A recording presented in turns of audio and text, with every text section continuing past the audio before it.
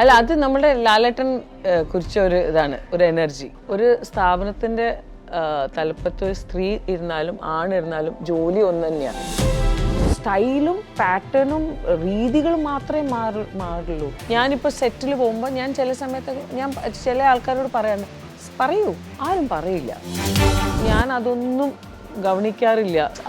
അവൾക്കറിയണം അവളുടെ അമ്മ എല്ലാ സ്റ്റെപ്പിലും ഫൈറ്റ് ചെയ്തിട്ടാണ് അവിടെ നിന്നത്. I don't want to be a weak woman. നമ്മുടെ പാർട്ട്ണർ വരെ നമ്മൾ റെസ്പെക്ട് ചെയ്യാൻ നമ്മളെ റെസ്പെക്ട് ചെയ്യുമ്പോഴാണ്. ഞാൻ എന്നെ സപ്പോർട്ട് ചെയ്യണം എന്ന് വിചാരിച്ചിട്ടല്ലേ പോണത്. എല്ലാവരും അങ്ങോട്ടും ഇങ്ങോട്ടും സപ്പോർട്ട് ചെയ്താൽ എന്ത് ഖുഷിയായിട്ട് ജീവിക്കാറിയോ. We have to support each other. Hello ma'am. Hello, thank you. പെണ്ണെന്ന നിലയിൽ എനിക്കും ഭയങ്കര അഭിമാന നിമിഷമാണ്. Thank you. 1994 ഫൗണ്ട് ചെയ്ത ഒരു ഓർഗനൈസേഷൻ.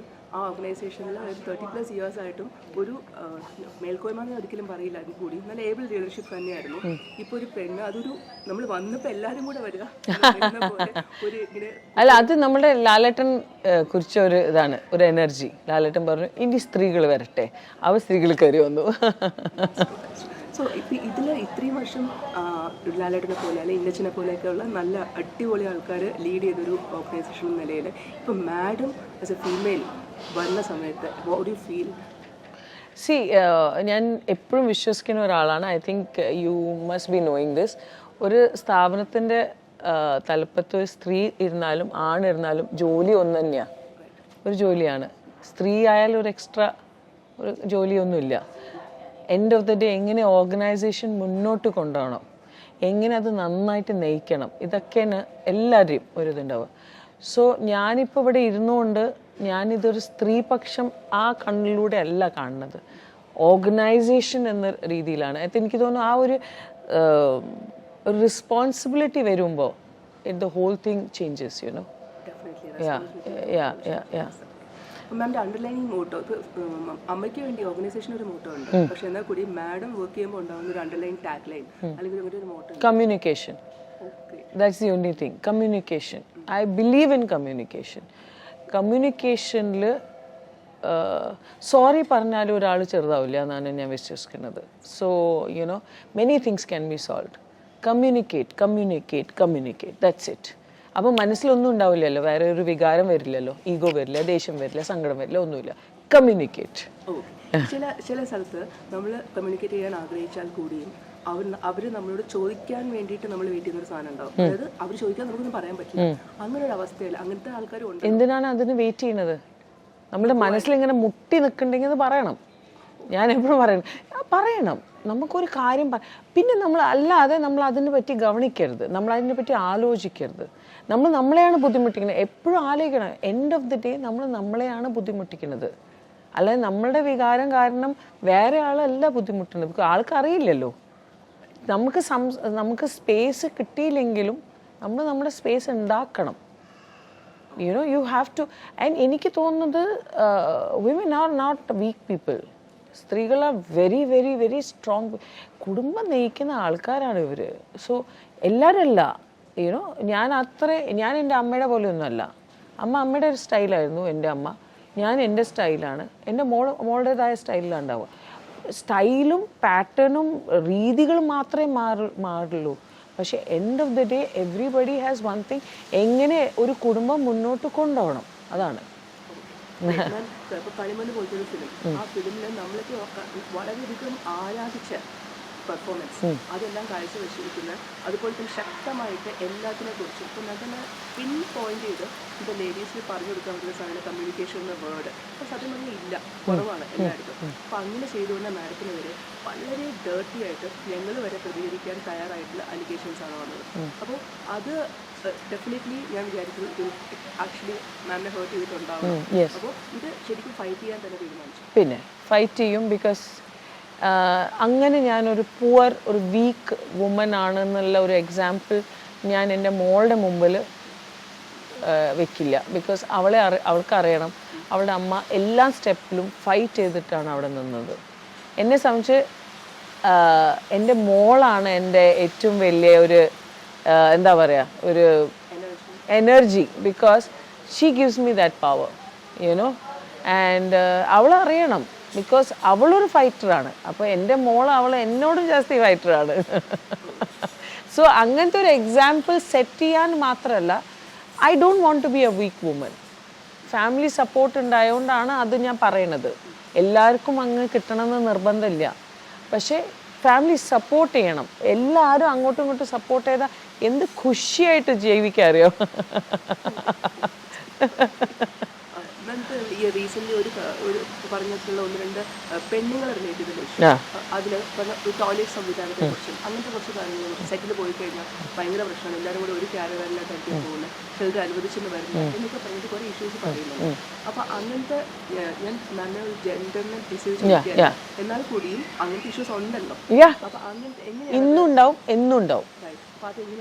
ഞാനിപ്പോൾ സെറ്റിൽ പോകുമ്പോൾ ഞാൻ ചില സമയത്ത് ഞാൻ ചില ആൾക്കാരോട് പറയൂ, പ്രൊഡക്ഷനോട് പറയൂ, ഡയറക്ടറോട് പറയൂ, പ്രൊഡ്യൂസറിനോട് പറയൂ, ആരും പറയില്ല.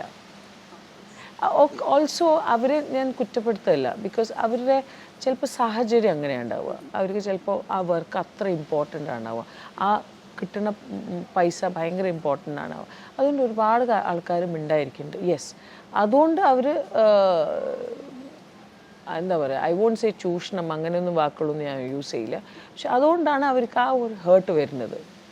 യുനോ, നമ്മളൊരു സിനിമയിൽ പോകുമ്പോൾ, നമ്മൾ സിനിമയല്ല ഏത് ഫീൽഡിലാണെങ്കിൽ, ഇപ്പോൾ നിങ്ങൾ നിങ്ങളുടെ ഓഫീസിൽ പോകുമ്പോൾ എന്നെ എല്ലാവരും സപ്പോർട്ട് ചെയ്യണം എന്ന് വിചാരിച്ചിട്ടല്ലല്ലോ പോണത്.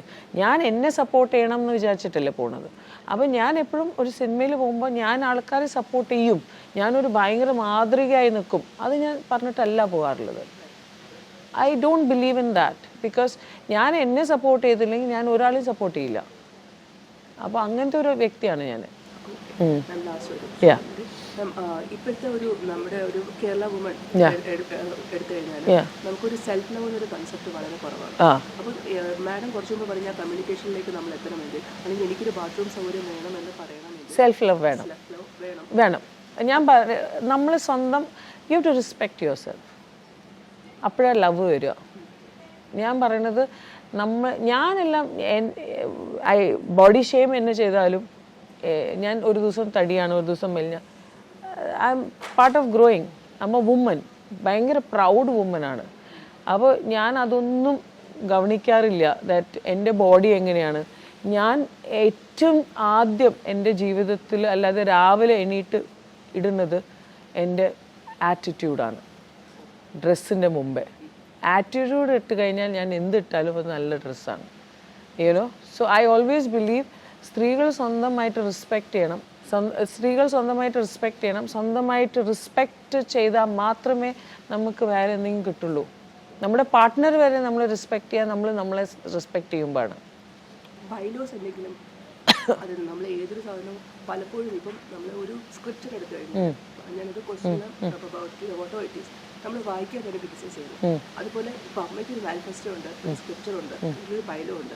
അത് പൂർണ്ണമായിട്ടും വായിച്ച് മനസ്സിലാക്കി അമെൻഡ് ചെയ്യേണ്ട സാധനങ്ങൾ അമെൻഡ് ചെയ്യാൻ തന്നെയാണോ തീരുമാനം? യെസ്, അമെൻഡ് ചെയ്യാൻ മാത്രമല്ല, ബൈലോ വായിക്കും വേണം. എന്നെ സംബന്ധിച്ച് നമ്മൾ അങ്ങോട്ടും ഇങ്ങോട്ടും ഡിസ്കസ് ചെയ്യണം. നമുക്ക് ഒരുപാട് കാര്യങ്ങൾ ഇത് ഒരു ജേർണിയാണ്. നമ്മൾ പഠിക്കണം, നമ്മളത് എങ്ങനെ എക്സിക്യൂട്ട് ചെയ്യാൻ പറ്റും. അറിയാലോ, സ്ത്രീകൾ ഒരു സാധനം ഉണ്ടാക്കുമ്പോൾ അതിൻ്റെ ഇൻഗ്രീഡിയൻസ് എത്ര എടുക്കണം എന്നാണ് ആദ്യം നോക്കുക, അത് ഉണ്ടോ എന്നാണ് നോക്കുക. അപ്പോൾ അത് കഴിഞ്ഞിട്ട് അവർ മാർക്കറ്റിൽ പോയിട്ട് അത് വാങ്ങിക്കൊണ്ടുവരും. യുനോ, അപ്പോൾ എന്നെ സംബന്ധിച്ച് നമ്മുടെ ആദ്യത്തെ ഇൻഗ്രീഡിയൻറ്റ് നമ്മുടെ ബൈലോ ആണ്. അതെല്ലാവരും കുറച്ചുകൂടി നന്നായി നമുക്ക് മനസ്സിലാക്കിയ, ഒരുപാട് ആൾക്കാർക്ക് അതറിയില്ല. അത് തെറ്റായിട്ടല്ല ഞാൻ പറയണത്, ബിക്കോസ് ചില ആൾക്കാർ ഇപ്പോഴും ഇൻസ്റ്റൻറ്റ് കുക്കാണ്. അപ്പോൾ ഇൻസ്റ്റൻറ്റ് കുക്കിംഗ് ഉണ്ടെങ്കിലും പണ്ടത്തെ ഒരു നാട്ടിൻ പുറത്തെ ഒരു കുക്കിങ്ങിൽ ഭയങ്കര വ്യത്യാസമുണ്ട്. ആ ടേസ്റ്റ് വ്യത്യാസം എന്തായാലും ഉണ്ടാവും.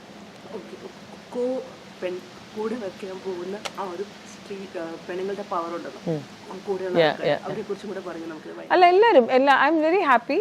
നമ്മൾ ഇന്നലെ ജസ്റ്റ് ഒരു അൺഒഫീഷ്യൽ മീറ്റിംഗ് നടത്തിയിട്ടില്ല, ഒഫീഷ്യലായിട്ട് നമ്മൾ ഇനി കാണാൻ പോണേ ഉള്ളൂ.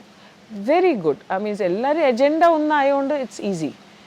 പക്ഷേ നമ്മളൊന്ന് അങ്ങോട്ടും ഇങ്ങോട്ടും അറിയണമെങ്കിൽ ഒരു 10 മീറ്റിങ്ങിലും പോകണമല്ലോ. അപ്പോഴാണല്ലോ നമ്മൾ ഇനി എത്ര ഡിസ്കഷൻ ഉണ്ടാവും, ആർഗ്യുമെൻറ്റ്സ് ഉണ്ടാവുമോ, എങ്ങനെയാണ്, അത്രയേ ഉള്ളൂ. My duty is to bring everything good, positive. അത്രയേ ഉള്ളൂ. Thank you. All the best. Thank you. കാരണം ഞങ്ങൾ എല്ലാവരും ഒത്തു നോക്കുന്നുണ്ട്. Thank you. ഒരു പുതിയൊരു ഓഫീസിലേക്ക് നമ്മൾ ഓൾറെഡി ഒരു മെയിൽ പൊസിഷൻ ഇരുന്ന ആൾക്കാർ ഇരുന്ന സീറ്റിലേക്ക് ഒരു പെണ്ണ് വരുമ്പോൾ ഉണ്ടാവുന്ന ഒരുപാട് ബുദ്ധിമുട്ടുകളുണ്ട്. പിന്നെ അപ്പോൾ ആ സെയിം ബുദ്ധിമുട്ട് മാഡം എങ്ങനെ ടാക്കിൾ ചെയ്യുന്നു? ഞാൻ എല്ലാം സെറ്റിൽ പറയാറുണ്ട്. ഒരു ഫീമെയിൽ അസിസ്റ്റന്റ് വെച്ചാൽ ചിലപ്പോൾ സ്ത്രീകളുടെ ഒരുപാട് വിഷയങ്ങൾ മനസ്സിലാവും ഒരു മെയിൽ ഡയറക്ടറിനെ. അല്ലാതെ ഒരു ഫീമെയിൽ ഡയറക്ടർ ആണെങ്കിൽ then male assistant should be there. പക്ഷെ ആണുങ്ങൾക്കും അവരുടേതായ പ്രശ്നങ്ങളുണ്ടാവുമല്ലോ. അപ്പോൾ എല്ലാവരും അങ്ങോട്ടും ഇങ്ങോട്ടും, ഇത് ജെൻഡർ ഇക്വാലിറ്റി ആയിട്ടല്ല ഞാൻ പറയുന്നത്. We have to support each other, you know, that's it. Thank you. Thank U.